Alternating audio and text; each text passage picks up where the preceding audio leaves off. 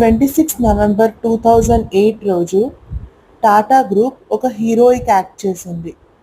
Terrorist అటాక్లో ఆ హోటల్లో పనిచేసే ప్రతి ఒక్క పర్సన్ ధైర్యంగా ఎదుర్కొన్నాడు అండ్ తన డ్యూటీ నుంచి ఎప్పుడు వదిలి పారిపోలేదు. టాటా గ్రూప్ చూపించిన ఆ ధైర్యానికి జనాలు ఈక్వల్గా రెస్పెక్ట్ చేశారు. టాటా హోటల్ని మళ్ళీ రీఫర్బిష్ చేసిన తర్వాత, రీకన్స్ట్రక్ట్ చేసిన తర్వాత ఆ హోటల్లో బుక్ చేయడానికి ఒక్క రూమ్ కూడా ఎంటీగా లేదు. That is what patriotism means. మీరు దేశాన్ని ప్రేమిస్తే దేశం కూడా మిమ్మల్ని తిరిగి ప్రేమిస్తుంది. మీలో ఉన్న ఆ గౌరవం, మీలో ఉన్న ఆ ప్రేమ ఇలాంటి సిచ్యువేషన్స్లోనే మనం చూపించాలి.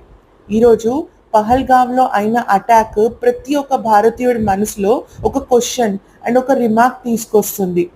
ఈ సిచ్యువేషన్లో మనం చేయాల్సింది ఏంటి? మనం భయపడిపోయి లోపల కూర్చోవాలా, లేదా ఈ సిచ్యువేషన్ని ధైర్యంగా ఒక ఇండియన్ పర్స్పెక్టివ్లో ఎదుర్కోవాలా? ఒక పర్సన్ని నీ రిలీజన్ ఏంటి అని అడిగి చంపేసిన ఆ టెర్రరిస్ట్ ఎంతవరకు కరెక్ట్ అనేది మనం ఇండివిజువల్లీ అసెస్ చేయాలి.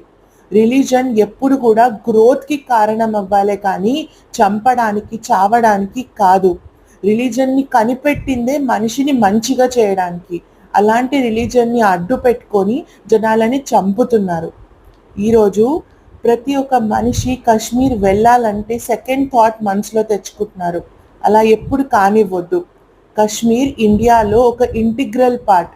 కాశ్మీర్కి వెళ్ళడం యాజ్ అన్ ఇండియన్ ఓన్లీ మన కోరికలాగానే మిగిలిపోవద్దు, బట్ మన బాధ్యత అని కూడా అనుకోవాలి.